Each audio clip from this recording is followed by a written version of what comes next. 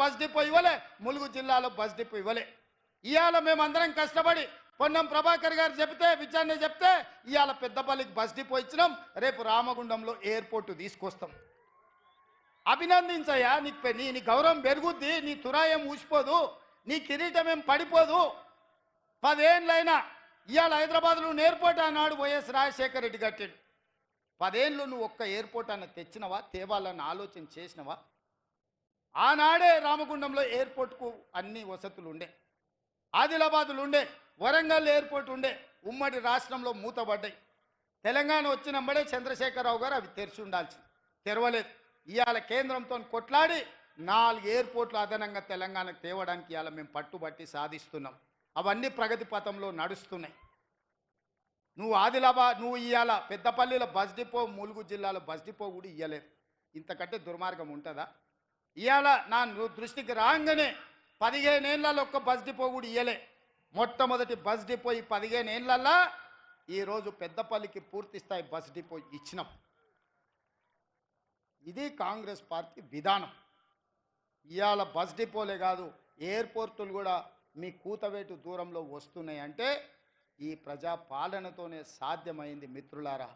అందుకే ఈరోజు రైతులు కావచ్చు, మహిళలు కావచ్చు, విద్యార్థులు కావచ్చు, నిరుద్యోగ యువకులు కావచ్చు, మైనారిటీలు కావచ్చు, ఎస్సీలు కావచ్చు, ఎస్టీలు కావచ్చు, బీసీలు కావచ్చు, ముఖ్యంగా మా బీసీ సోదరులారా, మీ కులగణన గురించి ఎన్ని సంవత్సరాల నుంచి, ఎన్ని దశాబ్దాల నుంచి మీరు కొట్లాడుతున్నారు.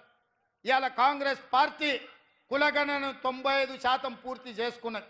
కులగణనలో ఎందుకు చంద్రశేఖరరావు, హరీష్ రావు, తారక రామారావు పాల్గొంటలేడని నేను అడుగుతున్నా. మీరు బీసీ వ్యతిరేకులా, బీసీ ద్రోహులా? మీరు ఈ రాష్ట్రంలో లేరా? మీరు పదవులు అనుభవిస్తలేరా? ఆ బీసీలతో ఓట్లు వేయించుకోలేదా?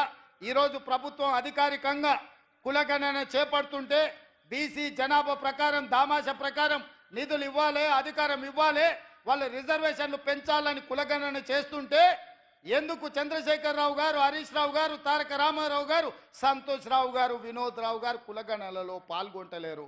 మీరు ఒక్కసారి ఆలోచన చేయమని బీసీ సంఘాలను నేను అడుగుతున్నా. ఇది ప్రభుత్వం అధికారికంగా చేపట్టిన కార్యక్రమం. ఆనాడు చంద్రశేఖరరావు సమగ్ర కుటుంబ సర్వే చేపట్టి మేము పాల్గొనలేదా? రాజకీయంగా మాకు వైరుధ్యం ఉండొచ్చు. ఒక మంచి పని కోసం ప్రభుత్వాలు ముందుకు వచ్చినప్పుడు వాటికి అనుకూలంగా వాటిని కొనసాగించే విధంగా మనం వ్యవహరించాలి. ఈరోజు కులగణనలో ఎందుకు చంద్రశేఖరరావు గారు పాల్గొంటలేడు అని నేను వేదిక మీద అడుగుతున్నాను. బీసీ సంఘాలను ఆలోచన చేయమని నేను విజ్ఞప్తి చేస్తున్నా. ఎవరైతే బీసీ కులగణనలో తెలంగాణ రాష్ట్రంలో పాల్గొనరో సామాజిక బహిష్కరణ చెయ్యండి వాళ్ళని అని చెప్పి నా బీసీ సోదరులకు నేను విజ్ఞప్తి చేస్తున్న వేదిక మీద నుంచి. ఇది ఒక గొప్ప లక్ష్యంతో రాహుల్ గాంధీ గారు ఇచ్చిన మాటతో ఈ తెలంగాణ సమాజంలో చేసి దేశం మొత్తం కులగణన చేసే విధంగా ఇవాళ ఒత్తిడి తేవడానికి కార్యక్రమం తీసుకున్నాం. ఇట్లాంటి కార్యక్రమాలు తీసుకొని ముందుకు వెళ్తుంటే పెద్ద మనసుతో మమ్మల్ని అభినందించాల్సింది పోయి శాపనార్థాలు పెడుతున్నాడు ఇవాళ చంద్రశేఖర్ రావు గారు.